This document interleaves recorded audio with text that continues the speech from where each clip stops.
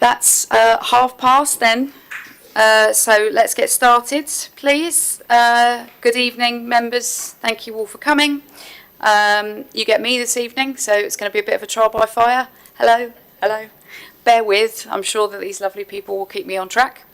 We'll start with the fire evacuation procedures. There are no fire alarms scheduled this evening. If the fire alarm does sound, please evacuate the building immediately. The fire exit is located at the rear of this room. Go down the stairs unless otherwise instructed and meet in War Memorial Park. Members, please note that the meeting is being webcast live on the internet. Please make sure your phones are switched off or switched to silent. And please remember that members and officers it would be nice if we could hear you all, so please speak directly into your microphones and remember to turn them off and on again at the right points. That bit's not relevant for this, so that's done. My computer keeps dinging, so let's turn that off. Apologies for absence and substitutions. We have apologies from Councillor Jones and Councillor Perry. Are there any other apologies for absence or substitutions? No? Okay. Are there any declarations of interest? No. Okay. Are there any urgent matters? No. Everybody used the facilities before they arrived. Excellent. Item 4, minutes of the meeting held on the 2nd of June. I had one small amendment to that, which I will just raise. On page 7, when discussing the licensing enforcement policy, there was a bullet point that reads, suggested an awareness campaign to address the issue of spiking in nightclubs. It's very, very possibly the fact that I was a bit waffly in the point I was making, but the point that I've spoken to Phil about this, the point that was actually I was making was that it was less an awareness campaign than the possibility of us instigating some sort of reporting system for the public to notify us about suspected spiking incidents so that we were aware of patterns of anecdotal cases. So we have a suggested wording change from that bullet point to a discussion took place regarding the issue of spiking drinks in nightclubs and how the evidence was obtained. It was suggested that the council could offer a direct reporting system to the public to collate additional information alongside evidence from the police. Subject to that amendment, is everyone happy with the minutes? Yep, agreed. Thank you. Remind me to sign those at the end or I'll forget. Thank you. Okay, so in the pre-meeting that we had ahead of these items, I did go through some of the items that I'd picked up that were typographical errors, where there had been, there's in one case I think a bullet point accidentally made. It looks like it was removed, but it wasn't. It was just an accident return key hit and some other typo stuff. And I know a couple of other people have raised those as well. So it might be that if you had anything along those lines to raise, it has already been dealt with. So if you do have any typographical things, I think that we could perhaps maybe speak to Emma sort of separately afterwards, but probably those have already been covered off if you're happy with that. And with that, we'll move on to item 5. Licensing fees and charges for 26-27. Emma. Good evening, councillors. So our first report is a review of the fees and charges, which, if approved by the committee, will come into force on the 1st of April 2026. As always, my team underwent their time in motion study, which is their favourite part of the year, to identify any increases or decreases to the Hackney carriage and private hire fees. These fees are not covered by the 3% budget increase, as legislation only allows us to have fees that are reasonable and proportionable. there are also certain things in the legislation that we are not allowed to recover, for example, enforcement for drivers. So those can't be covered by the fees and charges. We'll start with the vehicle fees on page 15.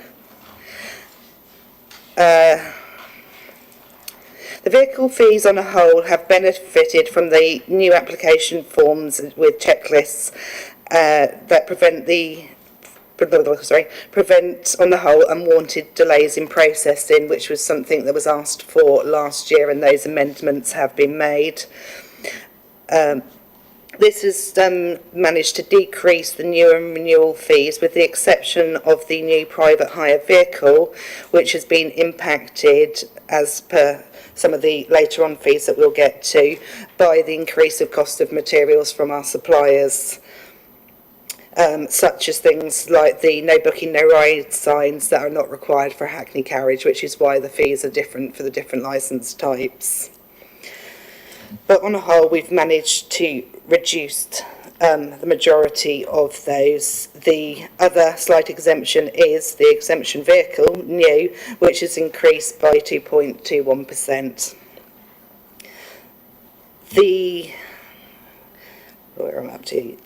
extra low emissions vehicles, which sits underneath these, is something that you wouldn't find much detail of in the report that you've all read. This is because the funding for these extra low emission vehicles was only approved 10 minutes after I had to get the report in to be published.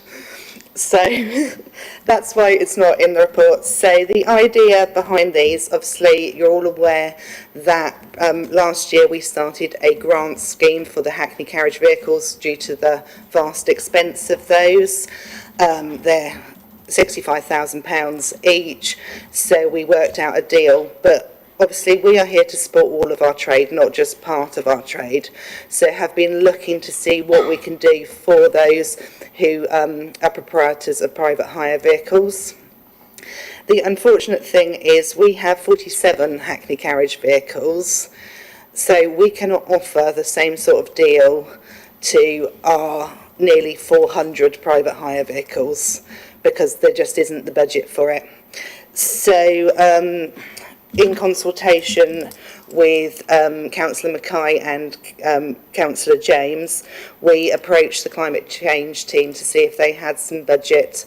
So what they have proposed is that they will fund extra low emission vehicles for a 2-year period, both new and renewals, to help encourage the move towards greener vehicles. So currently we have 492 vehicles in our Basingstoke fleet, of which only 38 are extra low emissions, and that is the target we want to increase. We currently have 319 diesel vehicles out there on the fleet, and obviously they are the most polluting and they're the ones that we wish to move away from. The Hackney carriage policy that you all approved the year before last now, has in it an age of vehicle. We put an age limit in for our vehicles because we want them to be safe for the public. So next year, out of those 319 diesels, 54 of them hit their age limit. So the idea is that we use these to help when they are going to buy a new vehicle, to encourage them towards a greener vehicle. The fees underneath that that have gone up and down a bit, most of that is the impact of the change of materials, but even the one the replacement rear plate that is increased 17.24%, these are rarely ever used, but that is directly costed from our supplier. Drivers.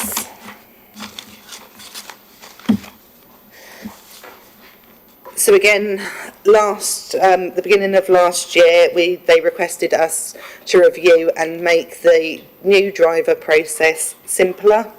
and the renewal driver process simpler. So we did the same thing as the vehicles.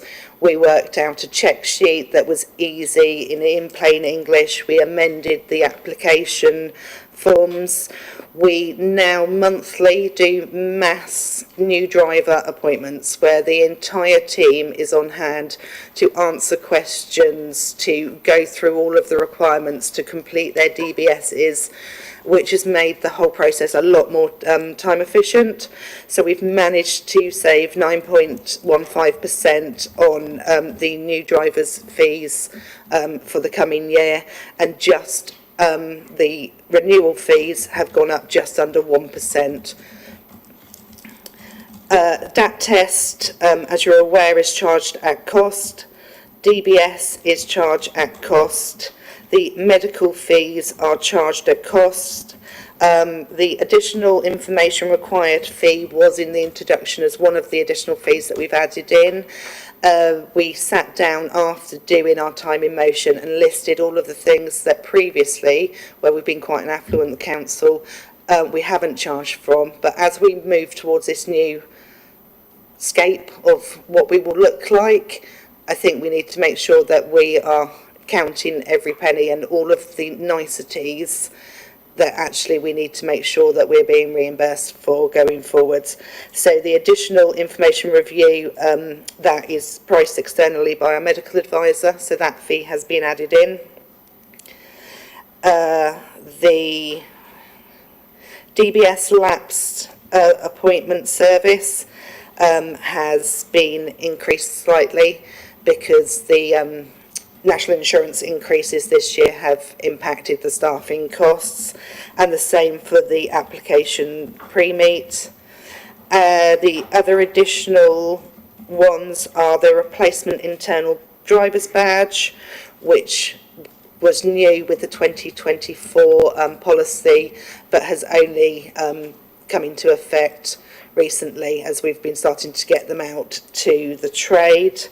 And that is at cost of how much it would cost to if someone in your cab nicks it at night and we have to replace it. The RTW is the right to work. We have a number of driver's licence, as you're all aware, is a 3-year licence that may only have right to work for a period of that time, and then they need to provide us with documentation to say that their right to work has increased, because otherwise we need to suspend the licence if they do not have right to work in the UK. That means that we have to reprocess the badges, the licences, so that is the cost of that has been added in. The operators. So obviously this is the 3rd year of this new operating schedule. We amended it slightly last year, but it's been a lot easier this year with having 2 years worth of data to have a look at and work out the exact cost, because we don't have operators that sit in all of these fields. So with new fees and charges, it takes a little bit of finessing over the years. So yes, some of the higher ones have decreased slightly, some of the lower ones have increased. But obviously, again, these fees are split over 5 years, and for operators, their licences, if they are a company, are tax deductible as well. From page 18 to 19, the majority of those are, we got criticised last year for just putting 3%, so this year we have shown the exact closest to the 3% that they are, but roughly they have all increased by 3% or just over in the case of the replacement licences for the animal activities, and again that is due to the cost of the supplier. Then we've got our fun ones. Sex establishments have gone up by 3%. Scrap metal dealers again have increased slightly. Street traders, we have increased, we have added 3 new fees in here. So historically we only had annual street trader fees, and we are supposed to help promote economic growth. And one of the things that we have been approached about is actually there might be a cultural event going on, or there might be a firework night where someone actually wants a street trader licence and a pitch for one day or a week for a festival and bits and pieces. And before, we didn't have the capacity within our fees and charges to do that. So we've sat down and had a look. We've had a look at our neighbouring boroughs and how some of them do it.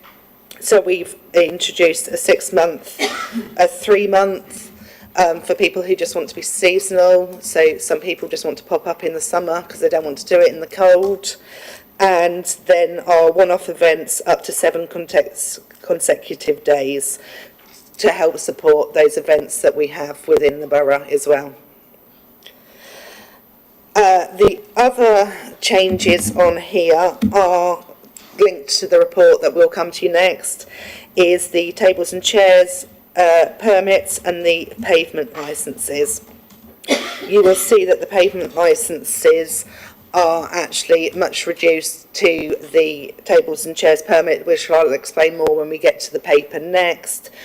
But with Councillor James' approval, we have taken on the impact of a budget cost of just 25% of those who currently have a tables and chairs permit, who wouldn't be able to change to the new regime just because they've got permanent fixtures, which will be explained in more detail when we get to the policy in a second.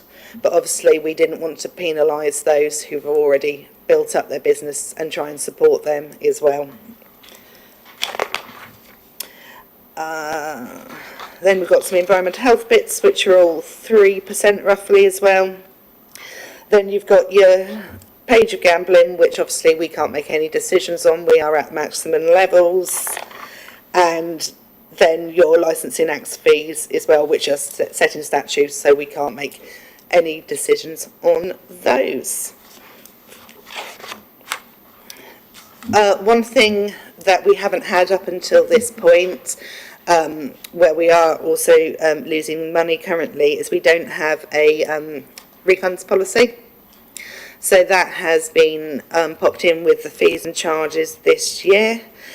The tables look slightly different on this, because case law dictates for the taxi ones that we have to identify what is an application fee and what is a grant fee. And so if a new driver comes in and they get 3/4 of the way through the process, they've had hours and hours worth of officers' time, we would now be able to recoup that, but we can't recoup the bit where we print their licence and make their badges and bits and pieces, which is why it's split into the two. Applications are non-refundable and grant fees are refundable if they withdraw their applications. And obviously medical fees, fees that go external to us, are non-refundable because they are not paid to us. DBS fees as well, they go straight to the DBS if that's already been paid. You will see on the operators refund bit, the majority of that is, because these are 5-year licences, it's the enforcement element that takes place over those 5 years, which is their grant fee, but we rarely ever refund an operator. But obviously we still have to split it in exactly the same way. Any questions? You explained this street trader changes. Where are they in the table? I couldn't actually find them in the table. They are on page 19. So if you go just above the bottom, just go from the bottom up, they're in the middle. Annual street trading consent, new and renewal, got it. Yep, which are the original, and then the new ones are put in underneath for you. I guess the other, thank you. The only other thing is obviously the formatting on the first 2 pages. I guess that'll get sorted out in the final thing. Members, are there any other, Councillor Jenkin? I've just got a question why we've reduced the max 25 vehicles charges, but we're increasing charges on owner-operators single cars, which are people who are in a much worse position than someone who's earning off someone else's labour.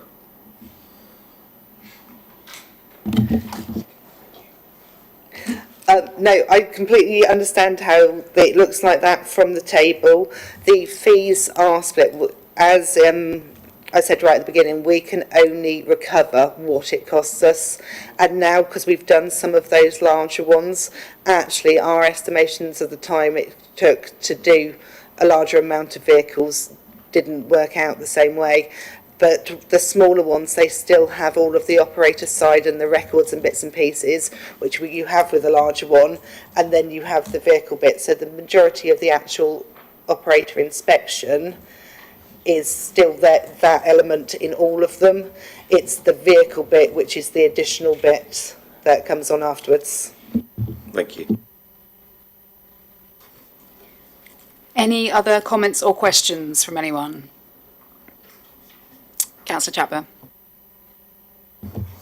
Thank you. As part of the consultation, do you do any comparisons to neighbouring boroughs?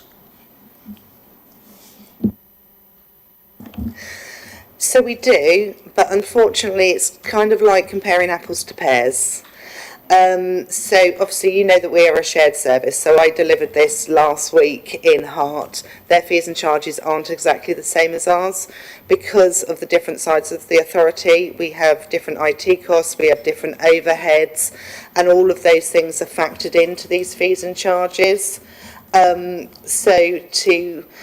We are kind of roughly similar, but I don't know how much Rushmore's overheads are. I don't know how much they pay their staffing levels, and those sort of bits that are obviously all in-house that affect your fees and charges.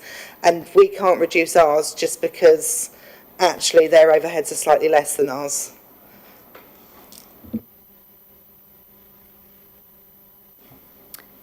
Are there any other comments or questions on this report? Nope. Okay, in which case, does the committee agree to approve the licensing fees and charges as set out in Appendix 1, which will apply from 1st of April 2026, approve for consultation the taxi vehicle and operator fees and charges set out in Appendix 1 to be advertised in accordance with Section 70 Local Government Miscellaneous Provisions Act 1976 to take place in March 2026, ready for the fees to come into force on the 1st of April 2026, and to delegate authority to the shared service licensing team leader in consultation with the chair of the licensing committee to consider objections received and to make any necessary modification and set the date that the variation shall come into force. Agreed. Thank you very much. Then we will move on to item 6. Before I lose my voice. Okay. So item 6 is the new furniture on the highways policy. Those who have been around a long time would know that we used to have a tables and chairs policy, and it's all got a little bit confusing. So I quite like this. I was alive for when they did all of this legislation, which is very rare because we usually deal with taxis. So in the beginning, in 1980, there was the Highways Act. So Hampshire, as we are a district, had control over the highways, and there were table and chair licences.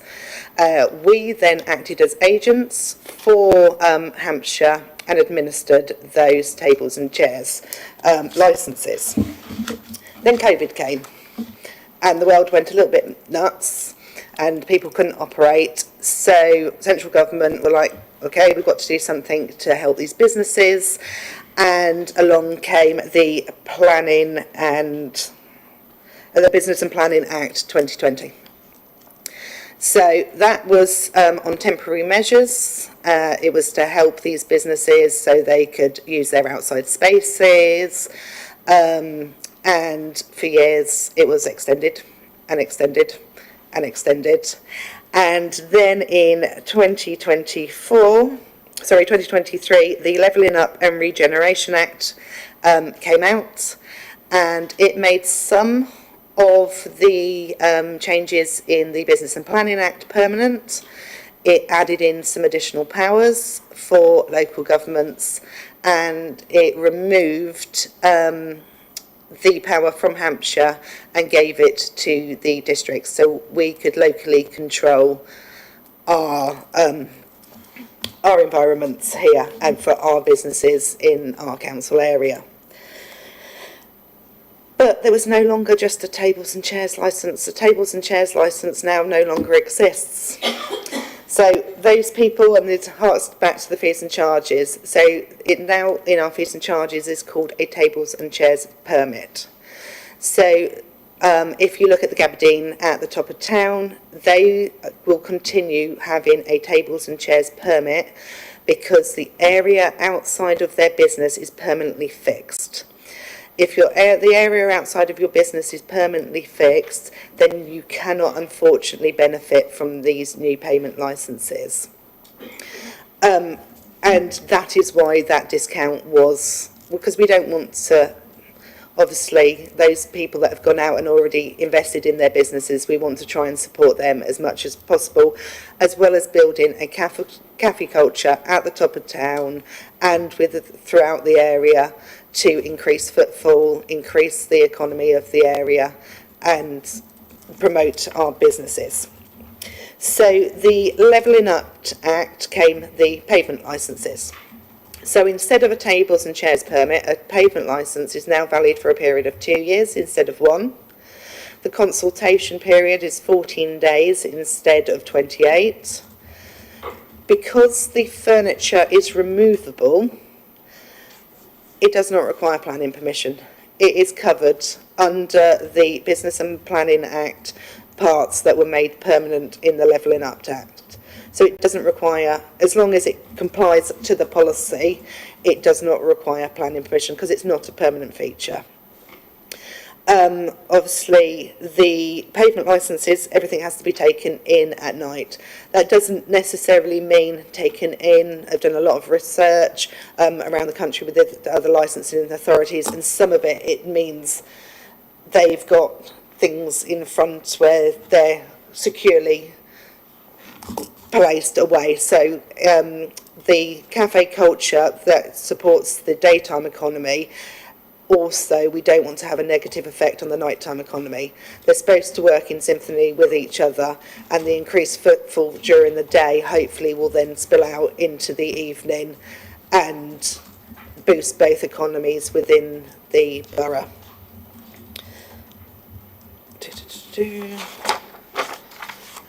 So we have 19 combination of pavement and tables and chairs permits in the borough at the minute. We attended as licensing a top of town meeting last week to let people know that this was coming to committee today, and a consultation would hopefully be approved. But it is about the regeneration of the top of town. We also made sure that this new policy wasn't as prescriptive as the old tables and chairs policy. Obviously you want safe furniture, but actually if one venue has, I don't know, pink windows and they want pink seats because that is their vibe and their cultural identity, that's what we want to show, that we are embracing all of it and we welcome everybody here within Basingstoke.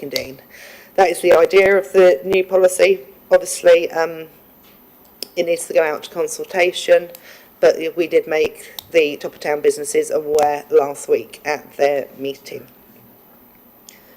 Any questions? Councillor Minus-Bound, then Councillor Jones, please. It's just I couldn't see it, but I did also wonder whether it could be interpreted in any way.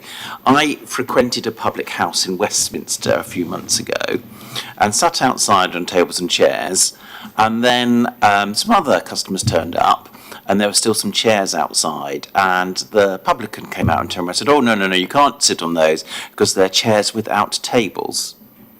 And I just wanted to check that, I couldn't see it, that it said this in anywhere, but they were adamant in their council you couldn't sit on chairs without having a table, which made a nonsense. And I was with other councillors from different parts of the country, and we're like going, how on earth would that be justifiable? Because you could have another group that needed more tables and less chairs, so you only had chairs left over, or people who were using wheelchairs, which meant they didn't need... This couldn't be interpreted in any way that said you can't use a chair unless you have a table. Okay, no, I do get what you mean there. So the tables and chairs licensing is permanent fixtures. You can move them around how you like. The pavement licensing, I'm not quite sure how they've interpreted the legislation, but the legislation clearly says that the area that is approved for your pavement licence is for the consumption and delivery of foods. So that means you can have tables, chairs, you can have patio heaters, you can have umbrellas, you can have whatever is needed. You can have a pile of blankets for if it gets cold and you want your customers to stay there. Yes, no, there's nothing within here that would stop you sitting in a chair at the side. I can't remember whether, I have a feeling there is a case at the top of Sarum Hill where there are stunts on the pavement that indicate where the private, I assume the private land and the highway end. I don't know whether we have any of those cases at the top of town, but do we need to make any provision for that situation? Okay, so apart from Market Square, the entirety of top of town is highways land. So as part of the consultation period for both of the types, highways are consulted. Their requirement, and I can't remember exactly what section it is, their requirement is that emergency vehicles can get through, and disabled wheelchair users can get through, and that there's tap rails, so those that are partially sighted or blind are safe manoeuvring themselves around these areas. We're very lucky. The black area that runs down is the width that we need. So businesses on both sides of the top of town, it's slightly more difficult on Wake Street and Church Street, but Wake Street does have a lot because they're recessed. There are ways and means that we can help support the majority of businesses, and we have a couple that are outside of town as well who have used some highways land. They're just a consultee now rather than being in charge. Councillor Bound, then Councillor Ganesh. Thank you. It refers to page 45, 5.37. That 5.37 seems very, very sort of woolly to me. The risk assessments are the responsibility of the applicant, but yet the authority doesn't seem to be assessing them in any way. So it strikes me you could get your bloke from your friend next door to do a risk assessment on your business or whatever, okay, and present that, and it's not going to be looked at very carefully by the authority. It doesn't make any sense to me. And then there's a word, they are required by the authorities to gain an understanding. I wasn't quite sure who the they was referring to. Okay, so they is the applicant. We can amend that to make it clearer if you don't think that it's good, that's fine. So licensing have certain legislation that we can enforce, but we're not the only ones. It's the authority, the licensing authority, don't pay any regard to the risk assessments as long as they provide us with one, because we do not have the delegated power to act under legislation to enforce those, whereas our environmental health colleagues do, and the HSE do. So different people have different powers. They would still have to submit those to the health and safety executive or to environmental health and have them assessed, but it doesn't come under the licensing regime. We need to see that they've done it, but we don't have the legislation or the power to approve them. So, for clarification, the assessments will be looked at, but not by yourselves. Right, okay.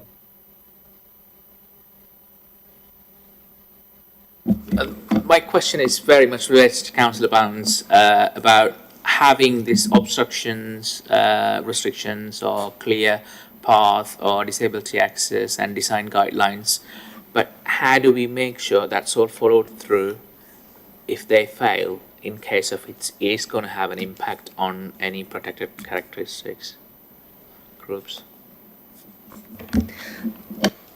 Okay, so my officers do both daytime and NTE enforcement. Pavement licences would be incorporated in NTE enforcement because there shouldn't be any tables and chairs out if they've got a pavement licence.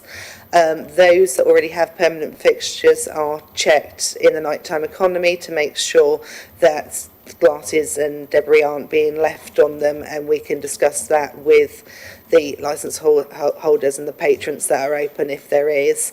But during the day they also go out and about. We would soon get a complaint if a wheelchair user could not get past because they'd thought, actually, I'll put an extra table and I'll just make it a little bit bigger. The residents of Basingstoke are very vocal, and we would be out quick smart to move them back to where they should be. Thank you.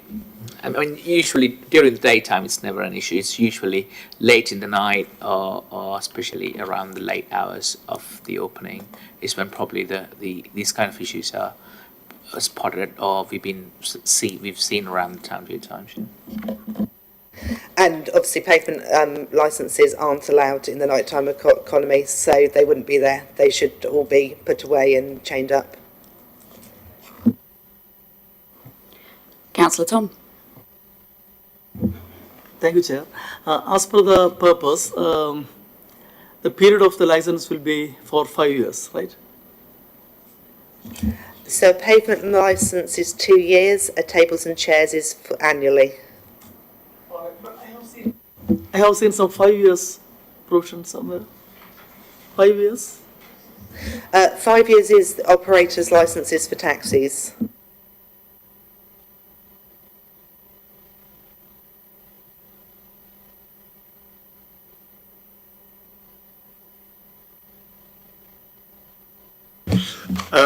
Yeah, just on 41, the table 416. Should we? I don't think we have any cases, but I guess we could have of raised platforms. Should we make provision for them, or do we not expect that to be a? What page am I looking at? 41. The list of tables, chairs. Yeah. Yep. Okay, so a raised platform would be a permanent fixture. They wouldn't be able to have a pavement licence if they had a permanent fixture. That would require planning permission and have to go through the planning department, and then they'd have to apply for going through the old route through the 1980s Highway Act for a tables and chairs permit.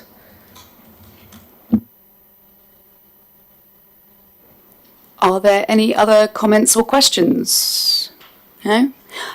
In relation to Councillor Minus-Bound's question from earlier, Tola's just kindly looked up the legislation here, and furniture, the definition of is chairs, benches or other forms of seating. Presumably that requires anything you can put a bottom on, so I don't know what on earth they were thinking about up there in Westminster. Sofas, I don't know, but it looks like we're covered. So. In lieu of any other comments or questions then, does the committee agree to approve the draft furniture on the highway licensing policy 2026 to 2031 set out in Appendix A to be sent out for consultation for an 8-week period? Thank you very much. In which case, we'll move on to the work programme, please. So our next meeting is in February, well, we'll be in 2026 after Christmas, and coming back will obviously be the furniture on the highways policy after consultation, which obviously if there are no negative representations it will be for adoption, and the one that you've all been waiting for, the CCTV paper. Thank you very much. Any comments on the work programme? No? Then we are agreed to note that. And I don't think we have any confidential items, so wasn't quite 8 minutes, Emma, sorry, but that's not bad. Thank you very much. That's the meeting finished.